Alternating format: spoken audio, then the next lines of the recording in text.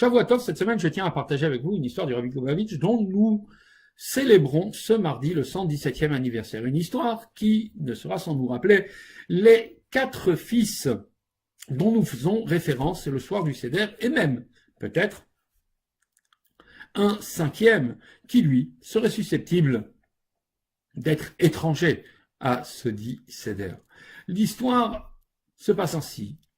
L'action du mouvement de Lubavitch, initiée par le Rabbi, de rapprocher nos frères à la Torah au mitzvot, n'a jamais été si facile qu'on le croit. Elle fut fortement critiquée par bon nombre de personnes dans le monde orthodoxe. Comment ce Rabbi peut-il démobiliser de l'étude de la Torah tant d'élèves des yeshivot et les envoyer au cœur des métropoles étrangères à l'esprit du judaïsme?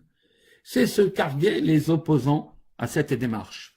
Un chassid de Belz, un courant chassidique, faisait partie de cette catégorie de personnes qui ne se gênaient pas de critiquer publiquement l'action du mouvement Lubavitch. Il lui arrivait même de diriger les propos de son courroux devant sa propre famille sur la personnalité du rabbi même.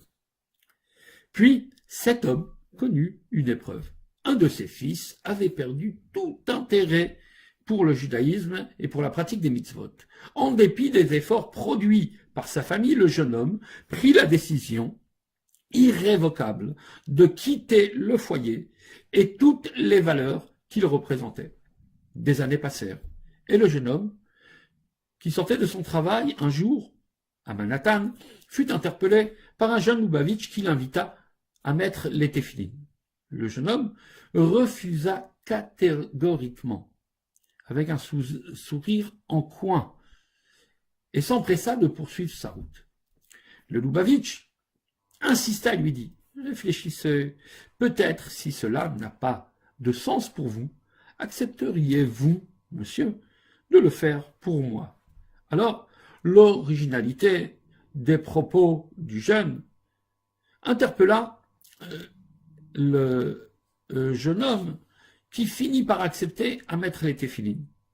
Quel ne fut pas l'étonnement du jeune Lubavitch lorsqu'il vit avec quelle dextérité le jeune homme fit la mitzvah. Il se mit alors à parler avec lui, et ce dernier ouvrit son cœur et raconta son histoire. Des liens amicaux se tissèrent jusqu'à ce que le jeune homme décide de revenir pleinement au judaïsme. La famille du chassid Belz s'était reformée. Le père se dit alors qu'il avait jugé hâtivement le rabbi. Il décida de lui rendre visite pour exprimer sa gratitude.